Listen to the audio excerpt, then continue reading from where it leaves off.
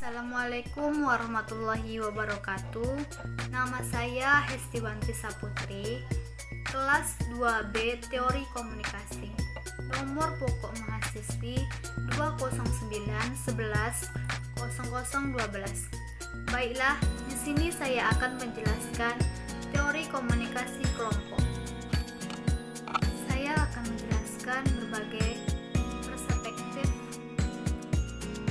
teori komunikasi kelompok yang nanti saya akan jelaskan. Teori itu proses terbangunnya karena ada fenomena tertentu yang dia terjadi berulang-ulang dengan pola-pola tertentu, dan lahirlah sebuah penjelasan, dan itulah yang disebut dengan teori. Teori sangat gak untuk mempelajari komunikasi kelompok. Kenapa? Karena teori bisa membantu kita memahami proses yang terjadi ketika orang berinteraksi dengan orang lain di dalam suatu kelompok. Artinya teori hadir untuk bisa memberi ketepatan kepada kita untuk melakukan prediksi. Nah, karena bisa melakukan ketepatan prediksi, maka kita bisa menyesuaikan perilaku komunikatif kita untuk membuat kelompok bisa bekerja lebih efektif dan bermanfaat, mengembangkan kelompok kita mencapai tujuannya. Nah, selanjutnya, apa manfaat mempelajari teori? Yang pertama, ada disebut dengan explanatory function. Teori mampu menjelaskan mengapa suatu proses dapat terjadi. Misalnya, mengapa suatu grup efektif sementara yang lain tidak. Diagnosa kebutuhan kelompok. Dan yang kedua, manfaat teori adalah predictive function. Artinya, teori bisa menduga situasi apa yang akan terjadi dalam suatu grup, dan ini lebih kepada jangka panjang untuk melakukan pengembangan proses terhadap kelompok tersebut. Nah, lalu apa saja teori-teori yang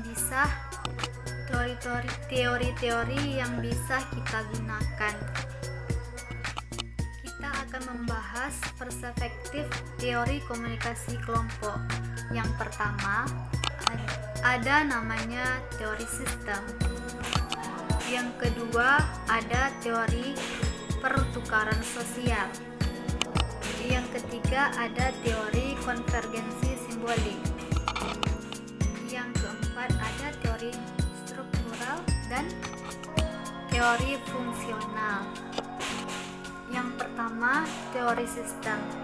Teori ini memandang bahwa kelompok merupakan satu kesatuan sistem.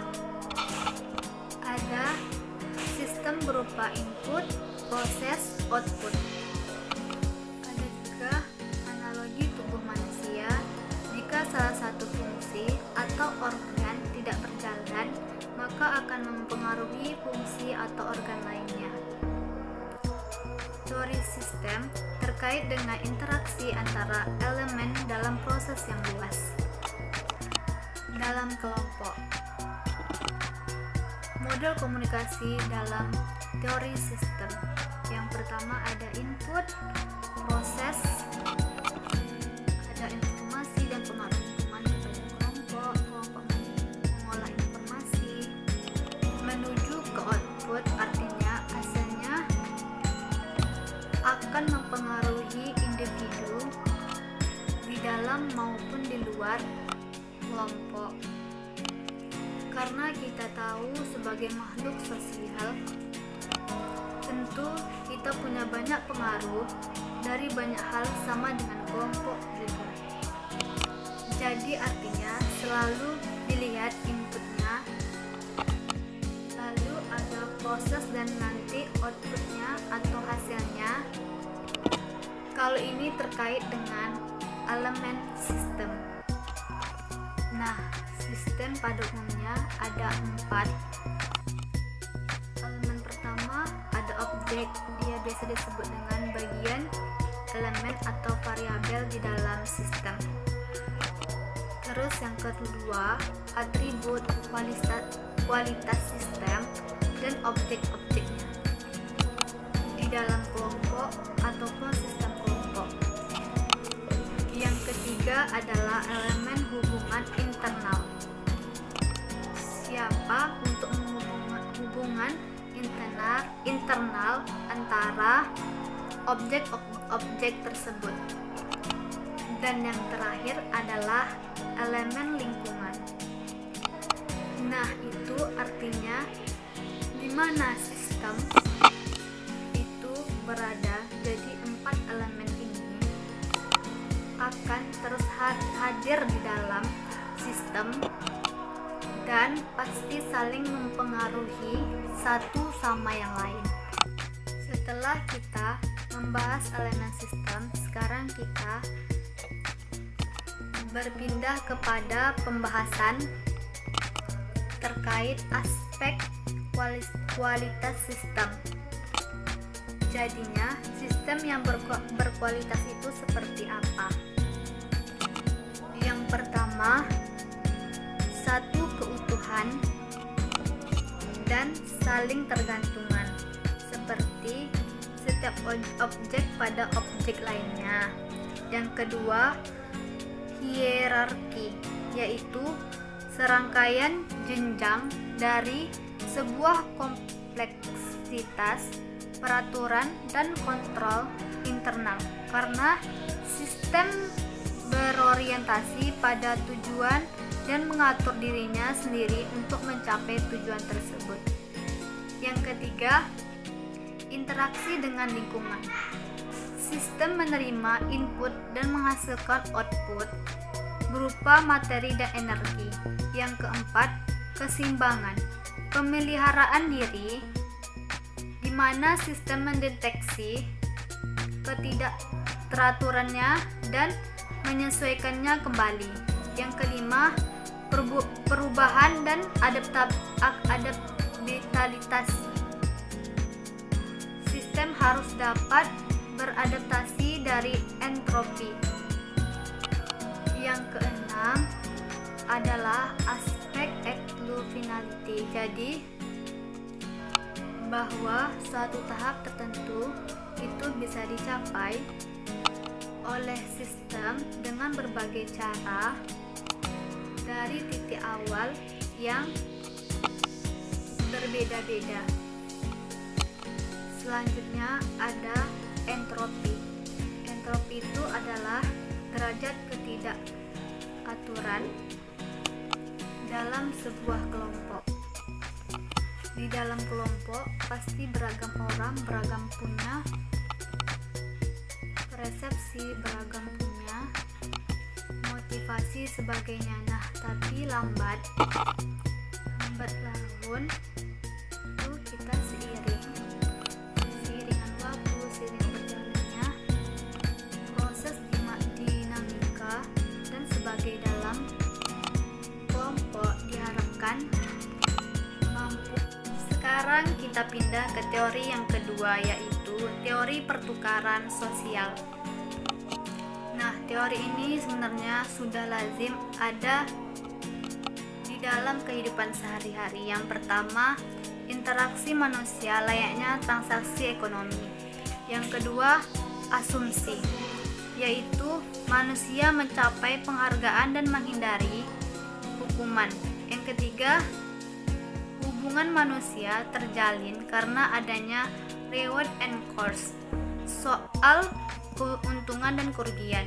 Yang keempat, misalnya pola perilaku tempat kerja, relationship perwakilan, hubungan pertemanan kita, pernikahan, persahabatan, katanya akan langgeng manakala semua pihak yang terlibat merasa teruntungkan. Contohnya dalam kehidupan sehari-hari yang paling mudah, ketika ada orang yang baik kepada kita pun akan berusaha untuk berbuat baik lagi kepada mereka. Yang ketiga, ada teori konvergensi simbolik, yaitu yang pertama, simbolis merujukkan pada pesan-pesan verbal dan non-verbal. Yang kedua, konvergen merujuk pada pemahaman serta makna yang dibagikan. Yang ketiga, adanya gagasan bahwa anggota kelompok saling membagi bayangan atau imajinasi yang berguna sebagai bagian komunikasi kritis yang membentuk dasar-dasar bagi anggota dalam menciptakan sebuah realitas sosial yang mengindikasikan siapa yang menjadi bagian dari kelompok dan siapa yang tidak. Yang keempat, teori struktural, yaitu teori ini memandang kelompok kecil sebagai sistem yang memproduksi dan diproduksi oleh struktur. Yang kedua, dalam artian bahwa anggota kelompok mengikuti aturan-aturan tertentu dalam interaksinya yang dapat memproduksi beberapa bagian keluaran yang mempengaruhi interaksi kelompok di masa depan. Yang ketiga, sistem dalam teori struktur merujuk pada ukuran kelompok seperti kelompok kecil. Sedangkan kalau bicara tentang soal struktur itu mencangkut banyak hal. Pertama, soal praktek, aturan, norma, dan sumber daya lainnya. Digunakan oleh sistem agar ia bisa berjalan dan berfungsi. Teori struktural ini juga punya asumsi bahwa perilaku individu ini dipengaruhi oleh perilaku kelompok. Yang kelima, yang terakhir, teori fungsional, yaitu pendekatan fungsional komunikasi kelompok menitikkan beratkan pada hasil atau keluaran dari perilaku kelompok dan struktur kelompok.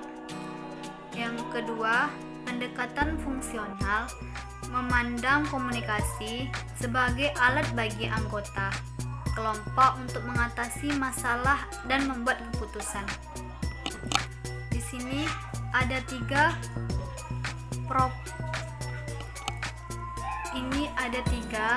proposisi dalam teori fungsional. Yang pertama, anggota kelompok berusaha untuk memenuhi persyaratan tugas, memahami masalah, karakteristik solusi, alternatif pemecahan masalah, pengujian alternatif, pemilihan alternatif. Yang kedua, anggota kelompok berkomunikasi untuk mengatasi hambatan atau kendala, stres karena deadline, konflik interpersonal, dan lain-lain. Yang ketiga, anggota kelompok meluangkan waktu untuk melakukan evaluasi terhadap proses pelaksanaan semuanya.